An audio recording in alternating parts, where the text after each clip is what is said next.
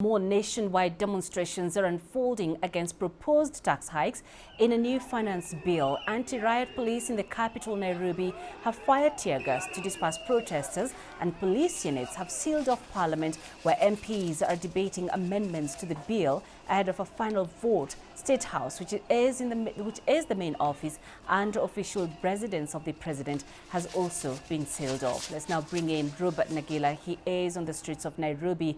Robert, what is the current situation where you are, as well as across the country? Well, Penina, we're about maybe 150 meters from Parliament on the opposite side. And behind me, I think you can see police officers. Let me just get off the camera so that you can have a proper look. Police officers trying to keep the crowd at bay. Now, just a few minutes ago, about 10 minutes ago, a huge crowd approached from the opposite side trying to gain access into the central business district.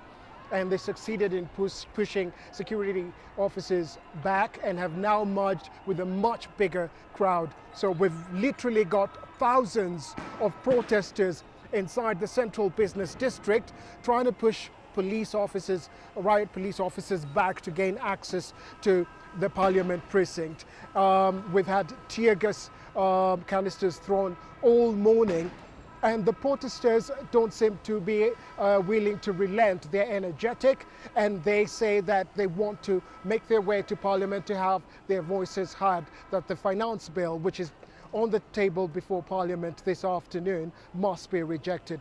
Now, across the country, last count, I had at least 20 towns and cities full of protesters, all chanting the same thing: reject the finance bill. So security officers across the entire country having a very, very busy day.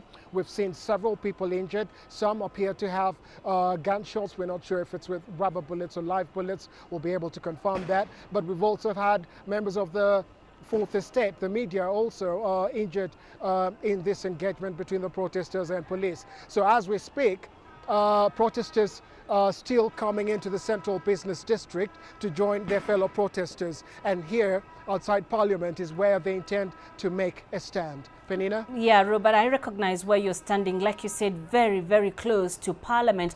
Talk to us briefly about this finance bill and the reasons why the young Kenyans are on the streets.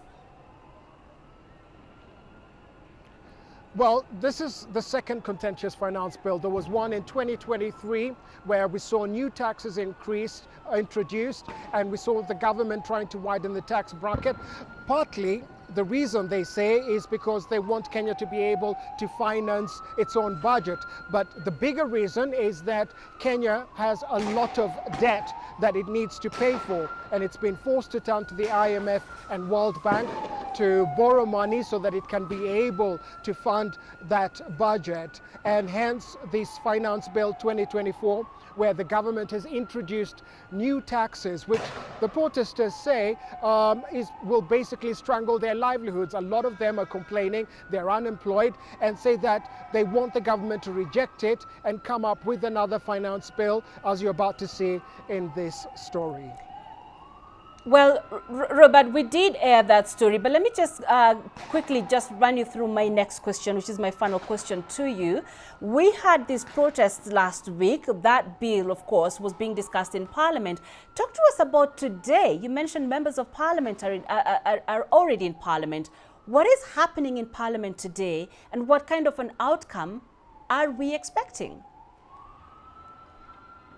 Well, basically, Penina, this finance bill has already gone through a second reading. So what they're doing now, it comes before Parliament this afternoon, and they're going to go over it clause by clause to amend the clauses they think have got contentious issues amongst them.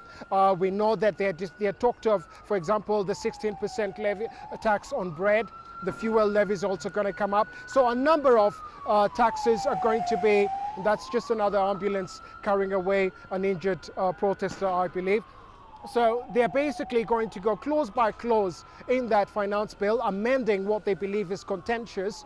But as the president has made it very clear, that finance bill has to pass, and the president's party has the numbers. So we believe that once it's done, they will pass. Now, we've heard from the opposition today, and they say that they are simply not going to participate in most of this exercise. They simply will reject the entire finance bill, which basically gives the government side a free hand to carry out whatever amendments that they so wish. And I think you can hear the bangs that are happening behind me every few seconds, just giving you an indication of just how the situation is on the ground at this particular moment as police engage protesters who are keen to make their way before Parliament, where this finance is scarce. Penina. All right, Robert, thank you for that update. Please stay safe. Robert Nagila in the Central Business District of Nairobi.